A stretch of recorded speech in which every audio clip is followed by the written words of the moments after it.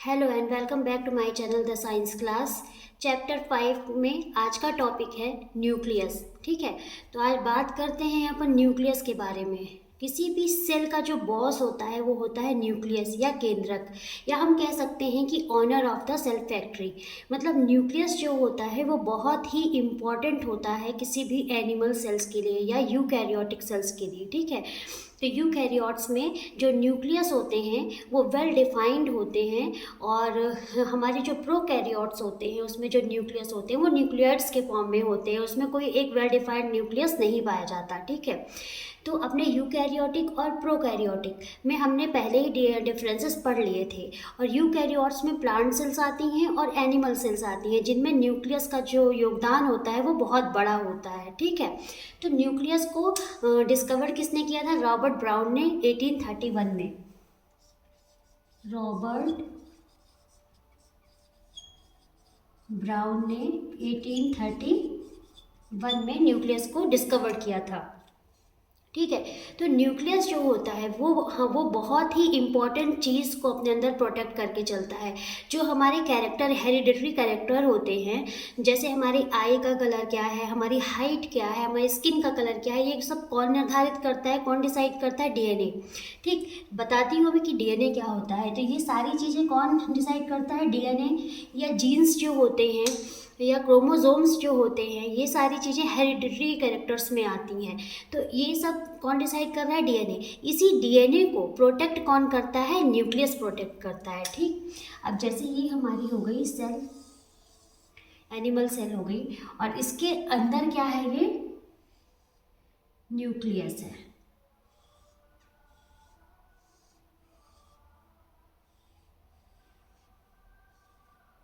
ये हमारा है न्यूक्लियस। इन nucleus double layer nuclear membrane होती है, जो कि बीच बीच में गैप रख के पाई जाती है, जिनके बीच में गैप होता है, जिन्हें हम न्यूक्लियर पोर भी कहते हैं। ये क्या कहलाते हैं? Nuclear pores.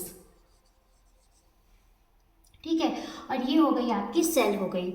इसी न्यूक्लियस के अंदर जो डीएनए होता है वो इस फॉर्म में पड़ा हुआ होता है, क्रोमैटिन के फॉर्म में या क्रोमोसोम के फॉर्म में ये अंदर डीएनए पड़ा हुआ होता है।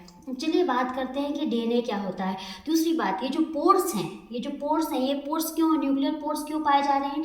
जो डीएनए एक नेट लाइक स्ट्रक्चर के रूप में अंदर पड़ा हुआ है, ये क्या होता है? अपने स्ट्रैंड्स को बाहर की ओर निकालता है, खोलता भी है, क्योंकि जीन्स के फॉर्म में कैरेक्टर्स को एक जनरेशन से दूसरे जनरेशन में ट्रांसफ़र भी करना है, तो इसको अपने स्टैंड को खोलने की ज़रूरत भी पड़ती है। तो वो कैसे जाता है? इन्हीं पोर्स के थ्रू वो ओपन होता है। ठीक, अब देखते हैं कि डीएनए क्या होता है।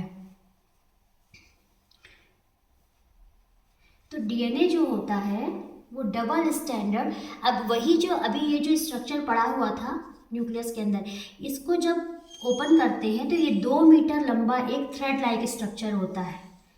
ये 2 मीटर लंबा और डबल हेलिक्स का होता है, मतलब डबल स्टैंड होते हैं इसमें, और 2 मीटर लंबा ये एक थ्रेड लाइक स्ट्रक्चर होता है जो कि डबल स्टैंडर्ड होता है, जिसे हम क्या बोलते हैं? डीएनए बोलते हैं। ठीक, अब इसी डीएनए में क्या होता है?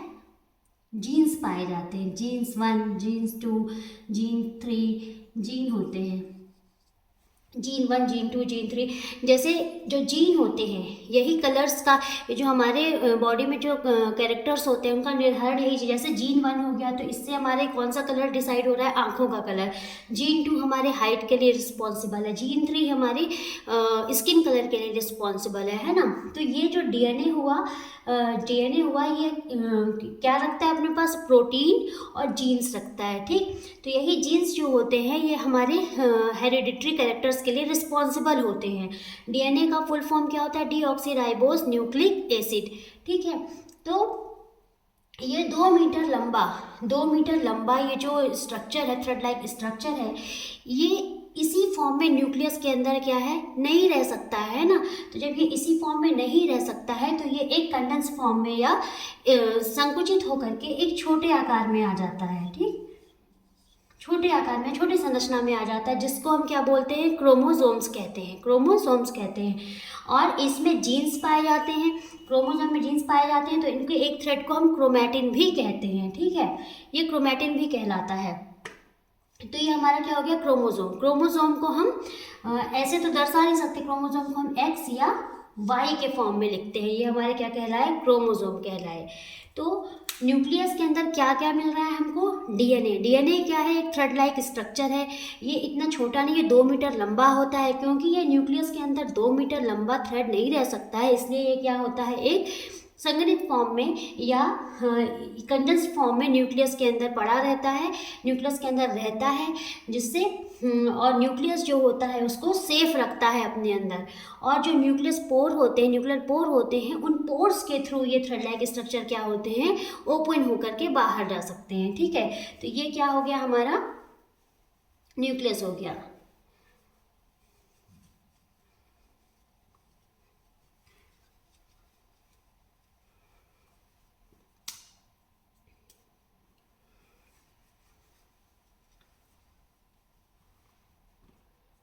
ठीक, तो जो डीएनए में प्रोटीन पाए जा रहे थे, डीएनए के स्ट्रक्चर्स में जो प्रोटीन पाए जाते हैं, तो डीएनए प्लस प्रोटीन मिलकर के क्या बनाते हैं, क्रोमोसोम बनाते हैं। ठीक है, तो ये हमारा हो गया न्यूक्लियस।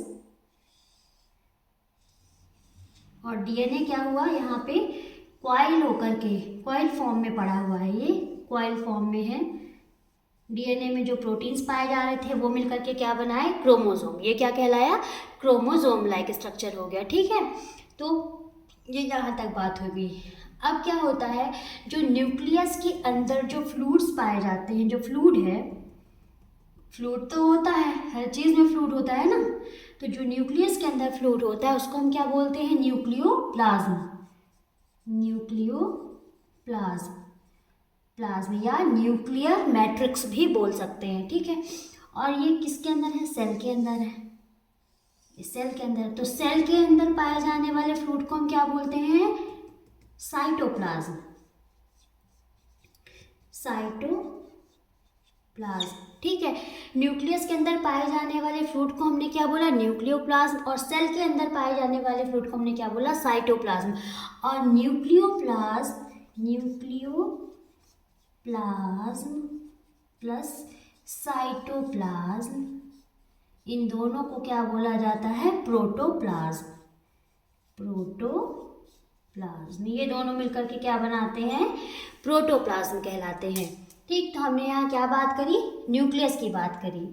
ठीक है, और न्यूक्लियस के बाद न्यूक्लियोप्लाज्म की बात करी। अब ये जो न्यूक्लियर पोर है, ठीक है, या जो न्यूक्लियस की आउटर वॉल है, ये एंडोप्लाज्मिक रेटिकुलम जो होता है, ईआर जो होता है, उसकी वॉल होती है, उससे बनती है। एंडोप्लाज्मिक रेटिकुलम की वॉल से न्यूक्लियस की जो आउटर वॉल है वो उससे बनती है। ठीक है, ये हो गया आपका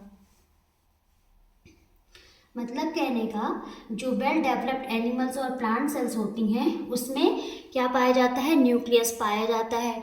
न्यूक्लियस का काम क्या होता है, ये सारी मेटाबॉलिक एक्टिविटीज़ जो होती हैं सेल्स की, उनको रेगुलेट करती हैं। ठीक है, सेल, किसी भी सेल की जो मेटाबॉलिक एक्टिविटीज़ हैं उनको रेगुलेट करने का काम करता है ये न्यूक्लियस। और क्या करता है, सेल साइकिल चलाता है। सेल साइकिल कैसे चलाएगा, इसके अंदर क्या है, डीएनए है, जो कि सबसे मेन इंपॉर्टेंट पार्ट है किसी भी ह्यूमन बींग्स का या एनिमल्स का के कैरेक्टरिस्टिक्स का। ठीक है, जीन्स के लिए रिस्पॉन्सिबल जो डीएनए, किसी भी ह्यूमंस के लिए रिस्पॉन्सिबल जो डीएनए होता है, न्यूक्लियस उसको प्रोटेक्ट करने का काम करता है। सबसे मेन इंपॉर्टेंट काम क्या करता है, न्यूक्लियस करता है। तो ये क्या करता है, मेटाबॉलिज्म एक्टिविटी को रेगुलेट करता है, सेल साइकिल के लिए रिस्पॉन्सिबल होता है।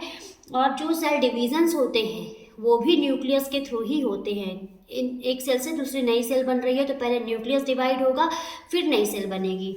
ठीक है, ये हो गया आपका न्यूक्लियस। और न्यूक्लियस के फंक्शन हो गए।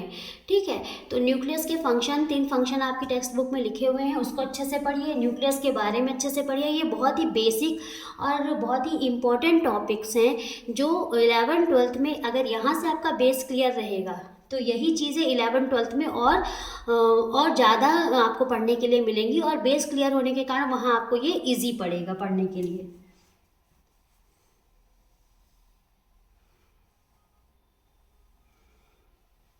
अब क्या होता है कि ये जो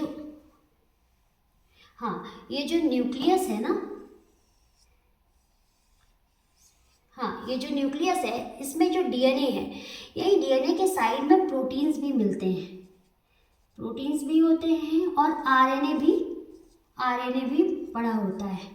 ये सब क्या करते हैं, आरएनए क्या हुआ, क्या करता है, प्रोटीन सिंथेसिस का काम। आरएनए रहता है, प्रोटीन रहता है, और इन्हीं को, यही जो पार्ट होता है, इसी पार्ट को हम क्या बोलते हैं, न्यूक्लियोलस बोलते हैं। ठीक है, ये पार्ट क्या कहलाता है, न्यूक्लियोलस। न्यूक्लियस में ही साइड में प्रोटीन और क्या होते हैं, आरएनए पाए जाते हैं, जिनको हम साथ में क्या बोलते हैं, न्यूक्लियोलस।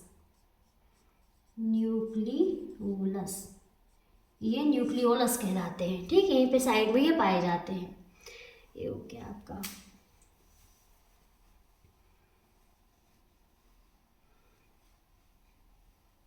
अब बात करते हैं सेकेंड इम्पॉर्टेंट चीज़ की, जो है कि सेल के अंदर क्या पाया जा रहा है, साइटोप्लाज्म। न्यूक्लियस के अंदर क्या पाया जा रहा है, न्यूक्लियोप्लाज्म। अब बात करते हैं कि जो सेल के अंदर, ये तो हो गया न्यूक्लियस आपका, ठीक है, ये हो गया न्यूक्लियस और ये हो गया आपका यार। तो सेल के अंदर क्या पाया जा रहा है, साइटोप्लाज्म। अब इसी साइटोप्लाज्म में क्या पाए जाएंगे, साइटोप्लाज्म दो पार्ट में मिलकर के बना हुआ है, एक साइटोसोल और ऑर्गेनेल्स। पहला है साइटोसोल, दूसरा है ऑर्गेनेल्स। ठीक, अब यहाँ पे जो सेल्स है भरा हुआ है, या जो फ्लूइड भरा हुआ है, उसको हम क्या बोलते हैं, साइटोप्लाज्म बोलते हैं। ठीक है, अब इसी में सेल फैक्ट्री कहला गई ना, तो सेल के फंक्शन को करने के लिए फैक्ट्री के अंदर कुछ मशीन भी होंगी। तो वैसे ही इसी फैक्ट्री में क्या पाए जा रहे हैं, एंडोप्लाज्मिक रेटिकुलम पाए जा रहे हैं।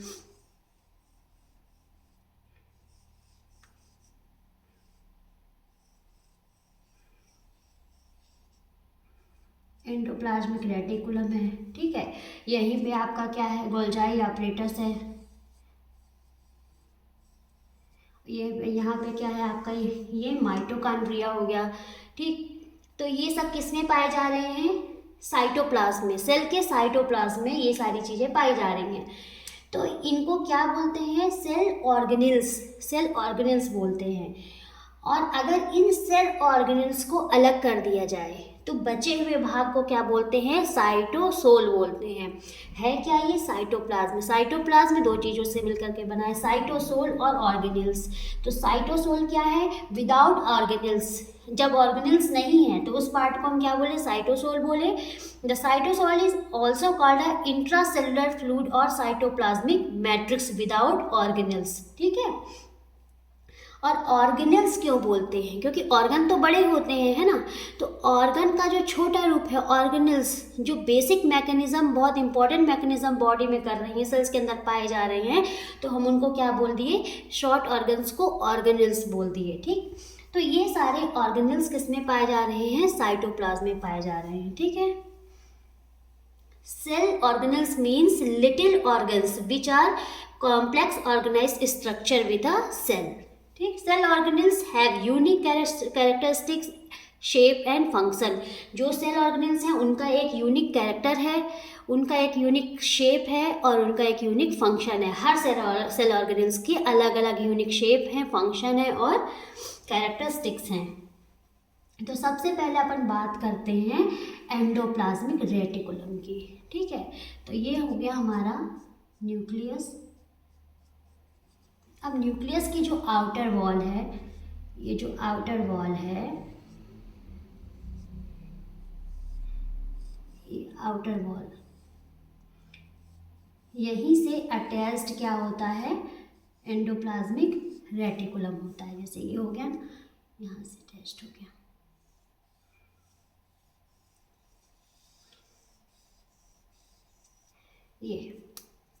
ये ऐसे भी बना सकते हैं, पहले आप यहाँ से स्टार्ट कर दीजिए।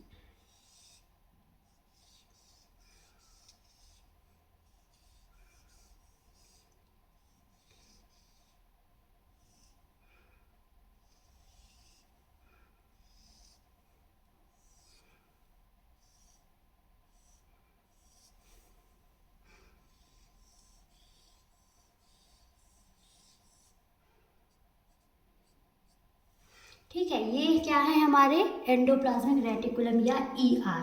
ठीक, ये हमारा ER है और ये हमारा न्यूक्लियस है। न्यूक्लियस में ये आपका क्रोमोसोम पड़ा हुआ है, DNA प्रोटीन, ये हो गया न्यूक्लियोप्लास्ट।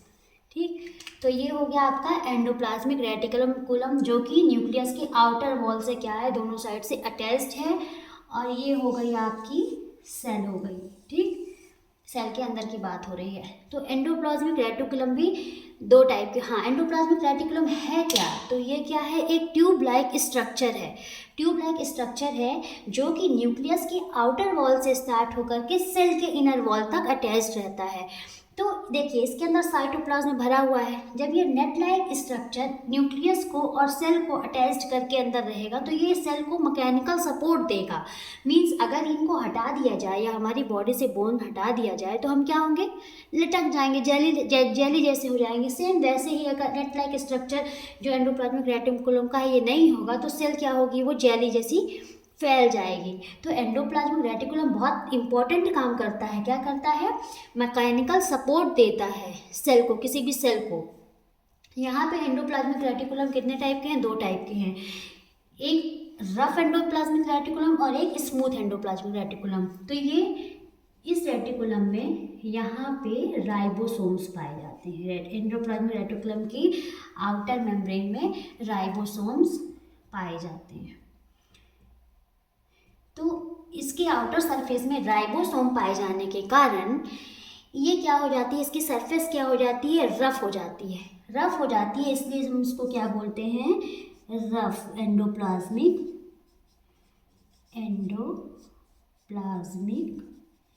रेटिकुलम। और यहाँ पे ट्यूब लाइक स्ट्रक्चर होता है। यहाँ इसकी सरफेस पे कोई भी राइबोसोम नहीं पाया जाता, इसलिए इसको हम क्या बोलते हैं, smooth endoplasmic reticulum. Short form में हम इसको ER भी लिख सकते हैं। ठीक है, तो ये रफ एंडोप्लाज्मिक रेटिकुलम हो गया, ये क्या हो गया, स्मूथ एंडोप्लाज्मिक रेटिकुलम हो गया। अब राइबोसोम होता क्या है, राइबोसोम प्रोटीन सिंथेसिस का काम करता है, प्रोटीन का निर्माण करता है, फॉर्मेशन करता है। तो राइबोसोम एंडोप्लाज्मिक रेटिकुलम के ऊपर पाए जाने वाले जो राइबोसोम होते हैं, देखिए किसी भी सेल की ग्रोथ के लिए, सेल डिवीज़न के लिए हमें फैट, लिपिड और प्रोटीन की ज़रूरत होगी। तो ये बनाता कौन है, कौन बनाता है, एंडोप्लाज्मिक रेटिकुलम के ऊपर पाए जाने वाले राइबोसोम्स। ये क्या करते हैं, प्रोटीन की सिंथेसिस करते हैं। तो ये तो RER जो होते हैं, रफ एंडोप्लाज्मिक रेटिकुलम प्रोटीन की सिंथेसिस करता है, जबकि स्मूथ एंडोप्लाज्मिक रेटिकुलम किसकी, लिपिड और फैट की सिंथेसिस करता है। तो यहाँ पे हम लिख सकते हैं कि ये लिपिड और फैट की सिंथेसिस करते हैं और ये क्या करते हैं, प्रोटीन की सिंथेसिस करते हैं, प्रोटीन सिंथेसिस। ठीक, अब ये जो स्ट्रक्चर पाया जा रहा है ना, पैरेलल रफ एंडोप्लाज्मिक रेटिकुलम में, तो इन पैरेलल स्ट्रक्चर को हम सिस्टर्नी भी बोलते हैं, सिस्टर्नी, ये सिस्टर्नी कहलाती हैं। ठीक है, तो अब क्या होगा कि एंडोप्लाज्मिक रेटिकुलम बना तो देगा, क्या बना देगा, प्रोटीन की सिंथेसिस तो कर देगा, लेकिन अब ये प्रोटीन जो बने हुए हैं ये इसी फॉर्म में तो हमारी बॉडी में आएंगे नहीं। तो इनको मॉडिफिकेशन की ज़रूरत है ना, कि मॉडिफिकेशन हो, फिर इनकी पैकेजिंग हो, प्रॉपर ये बने। तो ये क्या करेगा, इनको क्या करेगा, ट्रांसफ़र करेगा, किसके पास, गोल्जाई अपरेटस के पास। तो इसी के पास क्या होते हैं, यहीं साइटोप्लाज्म में गोल्जाई अपरेटस पाए जाते हैं, ये गोल्जाई अपरेटस पाए जाते हैं। तो ये क्या करेंगे, अब ऐसे डायरेक्ट तो आ नहीं सकते, तो एंडोप्लाज्मिक रेटिकुलम का की जो आउटर वॉल है, ये जो आउटर वॉल है वो क्या करेगी, उसकी जो स्किन है वो ऐसे ट्यूब लाइक स्ट्रक्चर बनाएगी, उठेगी ऐसे, है ना, थोड़ा सा उठेगी, और इसी के अंदर क्या रहेगा, प्रोटीन रहेगा। और ये ट्यूब लाइक स्ट्रक्चर बना करके बनती जाएगी और ये गोले के रूप में यहाँ से कट के ऐसे होकर के गोल्जाई अपरेटस के पास पहुँच जाएगी।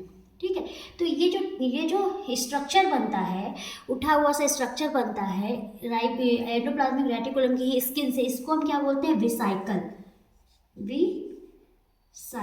इसको विसाइकल बोलते हैं। ये विसाइकल फॉर्म इसी फॉर्म में जा करके गोल्जाई अपरेटस के पास जाते हैं, फिर गोल्जाई अपरेटस से भी ये भी वेसाइकल बनाते हैं और फिर ये सेल के बाहर जाते हैं। ठीक है, या प्रोटीन्स का जो जहाँ काम होता है ये उनको उस फॉर्म में पहुंचाते हैं। तो ये वेसाइकल के फॉर्म में गोल्जाई अपरेटस के पास जाएंगे। गोल्जाई अपरेटस क्या करेगा, इन प्रोटीन्स की पैकेजिंग करेगा। पैकेजिंग कब करेगा, पैकेजिंग पहले मॉडिफिकेशन करेगा कि ये इसी फॉर्म में नहीं जाएंगे, इसमें जो जैसा सही है गलत है उसको क्या करेगा, मॉडिफाई करेगा। तो प्रोटीन यहाँ क्या होगा, मॉडिफाई होता है, फिर उसकी पैकेजिंग होती है, उसके बाद ये नेक्स्ट आगे ट्रांसफ़र होता है। ठीक है, तो यहाँ तक समझ में आया। सेम यही चीज़ यहाँ से होता है। स्मूथ एंडोप्लाज्मिक रेटिकुलम क्या करता है, वो भी लिपिड का फॉर्मेशन करता है और फिर विसाइकल फॉर्म में लिपिड को कहाँ ट्रांसफ़र करता है, गोल्जाई अपरेटस के पास ट्रांसफ़र करता है।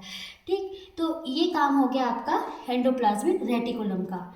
ठीक है, इन्हें क्या बोले, विसाइकल। जैसे स्किन से, जैसे ये हमारी स्किन है, ये ऐसे गोल फॉर्म में उठ जाए और फिर कट के चली जाए, सेम वैसे ही होता है एंडोप्लाज्मिक रेटिकुलम के साथ। जो आउटर वॉल होती है, स्किन होती है, वो विसाइकल फॉर्म में उठती है, विसाइकल फॉर्म में उठ करके वो गोल्जाई अपरेटस के पास चली जाती है। ठीक, तो यहाँ पे हमें क्या समझ में आया कि क्या कर रहे हैं, हाँ ये क्या कर रही हैं, प्रोटीन सिंथेसिस करती हैं। कौन, ये जो आर्य है ribosomal endoplasmic reticulum protein synthesis कर रही हैं, और जबकि स्मूथ एंडोप्लाज्मिक रेटिकुलम क्या कर रही हैं, वो लिपिड और फैट की सिंथेसिस, लिपिड मॉलिक्यूल्स और फैट मॉलिक्यूल्स की सिंथेसिस कर रही हैं। ठीक है, और फिर उनको बना करके विसाइकल फॉर्म में वो कहाँ भेज रही हैं, गोल्जाई अपरेटस के पास भेज रही हैं। क्यों, जहाँ पर के प्रोटीन की का मॉडिफिकेशन हो और पैकेजिंग हो करके फिर प्रोटीन को नेक्स्ट आगे ट्रांसफ़र किया जाए। ठीक, तो ये हो गया ये। और इनका कार्य क्या क्या है, एंडोप्लाज्मिक रेटिकुलम का क्या काम है, एक तो सेल को मैकेनिकल सपोर्ट देना, जो मैंने बता दिया कि नट लाइक स्ट्रक्चर होने के कारण ये सेल को मैकेनिकल सपोर्ट देते हैं।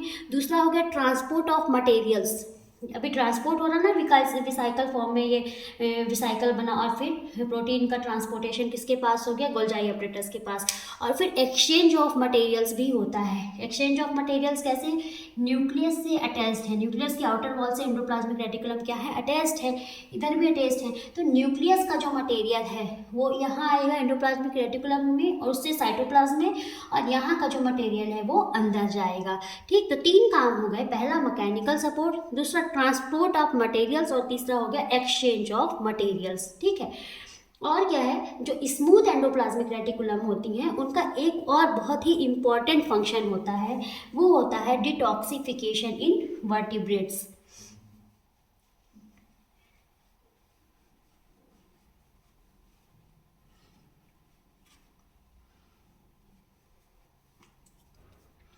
स्मूथ एंडोप्लाज्मिक रेटिकुलम का एक बहुत ही महत्वपूर्ण काम होता है, जो होता है डिटॉक्सिफिकेशन इन वर्टिब्रेट्स। डिटॉक्सिफिकेशन क्या है, जैसे सेल्स फंक्शन करती हैं तो बहुत सारी नई सेल्स बनती हैं, कुछ पुरानी सेल्स भी बनती हैं। तो वो पुरानी सेल्स क्या रहती हैं, पड़ी रहती हैं। तो उन पुरानी सेल्स को या ख़राब मटेरियल्स को खाने के लिए भी तो कुछ होना चाहिए ना। तो जो स्मूथ एंडोप्लाज्मिक रेटिकुलम होती हैं उनको नष्ट करती हैं, मतलब डिटॉक्स करती हैं और उनको हटाती हैं और फ्रेश करती हैं, फिर से आपकी जो सेल्स होंगी उनको फ्रेश करेंगी। तो डिटॉक्सिफिकेशन हो गया। जैसे कोई अल्कोहल कंजप्शन कर रहा है, 2 लोग हैं, 2 लोगों को एग्जांपल लीजिए, एक नॉन अल्कोहलिक है और एक अल्कोहलिक है। उनकी लीवर सेल्स की अगर अपन टेस्ट करते हैं, लीवर सेल्स का टेस्ट करते हैं, तो जो नॉन अल्कोहलिक है उनमें लीवर सेल को टेस्ट करने पे उसमें आरई और एसईआर जो होती हैं उनका जो रेशियो होता है लगभग बराबर होता है। लेकिन जो अल्कोहल कंजप्शन करते हैं, अल्कोहलिक होते हैं, अगर हम जो रेगुलर कर रहे हैं, अगर हम उनकी लीवर सेल को ऑब्जर्व करें तो उसमें क्या पता चलेगा कि उसमें जो स्मूथ एंडोप्लाज्मिक रेटिकुलम होंगी वो बहुत ज़्यादा होंगी, बहुत ज़्यादा उनकी जो संख्या होगी वो इस राइबोसोमल एंडोप्लाज्मिक रेटिकुलम के कंपैरिजन ज़्यादा होगी। क्यों ज़्यादा होगी, क्योंकि वो अल्कोहल का कंजप्शन ज़्यादा कर रहा है। तो लीवर सेल में क्या हो रहा है, टॉक्सिसिटी बढ़ रही है। तो उसको डिटॉक्स करने के लिए जो एसईआर होती हैं वो ज़्यादा मात्रा में बनना शुरू हो जाती हैं और ज़्यादा होती हैं, फिर उसको डिटॉक्सीफाई करती हैं। तो ये मेन इंपॉर्टेंट काम हो गया स्मूथ एंडोप्लाज्मिक रेटिकुलम का। और एक चीज़ और जो हमने न्यूक्लियस में पढ़ी, तो जो न्यूक्लियस होता है वो प्रोकैरियोट्स में प्रोकैरियोट्स में जो न्यूक्लियस होता है वो एब्सेंट होता है, उसमें जो जेनेटिक मटेरियल होता है न्यूक्लियोइड्स के फॉर्म में सेल में ऐसे ही बिखरे पड़े हुए होते हैं, हमने पढ़ा है अभी प्रोकैरियोट्स जब पढ़ा था। दूसरी बात, न्यूक्लियस जो एरिथ्रोसाइट्स होती हैं उनमें भी एब्सेंट होता है। एरिथ्रोसाइट्स मीन्स आरबीसी, जो आरबीसी होती है, सेल्स होती हैं, एरिथ्रोसाइट्स होती हैं, उसमें भी न्यूक्लियस नहीं पाया जाता है। न्यूक्लियस क्यों नहीं पाया जाता है? क्योंकि अगर न्यूक्लियस पाया जाएगा तो सेल जो होगी वो ज़्यादा, सेल में न्यूक्लियस ज़्यादा जगह घेर लेगा, लेकिन आरबीसी में क्या पाया जाता है? हीमोग्लोबिन पाया जाता है। इसलिए यहाँ पे हीमोग्लोबिन की जगह को बचाने के लिए यहाँ पे न्यूक्लियस जो होते हैं वो एब्सेंट होते हैं, और आरबीसी ही जो होते हैं उनके थ्रू ब्लड का जो प्रवाह होता है हमारे बॉडी में, जो सर्कुलेशन होता है वो आरबीसी के थ्रू ही होता है। तो ये भी जानिए कि जो आरबीसीज और जो मैमेलियन आरबीसी से एरिथ्रोसाइट्स होती हैं उनमें न्यूक्लियस नहीं पाए जाते हैं, और दूसरी चीज़ जो प्रोकैरियोट्स होते हैं उनमें भी न्यूक्लियस नहीं पाए जाते हैं। तो आज के हमारे इस पार्ट में हमने क्या पढ़ा? न्यूक्लियस के बारे में, फिर साइटोसोल क्या होता है और ऑर्गेनेल्स क्या होते हैं। तो जो साइटोसोल्स और ऑर्गेनेल्स क्लियर हो गया, तो ऑर्गेनेल्स में हमने अभी सबसे पहले क्या पढ़ा है? Endoplasmic reticulum. Endoplasmic reticulum 2 types की हैं, स्मूथ एंडोप्लाज्मिक रेटिकुलम और रफ एंडोप्लाज्मिक रेटिकुलम। तो इसके बाद अभी और सेल ऑर्गेनेल्स हैं जिनके बारे में हम एक एक करके डिटेल पढ़ेंगे। टॉपिक काफ़ी लंबा है, एक साथ पढ़ाने पे बहुत बोरिंग हो जाएगा और काफ़ी चीज़ें क्लियर नहीं हो पाएंगी। इसलिए मैं चाहती हूँ कि चाहे ज़्यादा पार्ट्स में ही बन जाए लेकिन चीज़ें क्लियर हो। जैसे आज हमने न्यूक्लियस और एंडोप्लाज्मिक रेटिकुलम को कवर किया, नेक्स्ट वीडियो में हम गोल्जाई अपरेटस और माइटोकॉन्ड्रिया और प्लास्टिड, इन चीज़ों को धीरे धीरे करके कवर करेंगे और वीडियो अपलोड करती जाऊँगी, तो आपको समझने में क्या होगा, वो ईजी रहेगा। तो ठीक है, मिलते हैं अपन अपने नेक्स्ट पार्ट में, जिसमें हमारा आएगा इसके बाद हम क्या पढ़ेंगे? एक सीक्वेंस के रूप में पढ़ेंगे। एंडोप्लाज्मिक रेटिकुलम ने क्या किया? प्रोटीन को किसके पास भेजा? गोल्जाई अपरेटस के पास भेजा। तो हम अब क्या पढ़ेंगे नेक्स्ट वीडियो में? गोल्जाई अपरेटस के बारे में।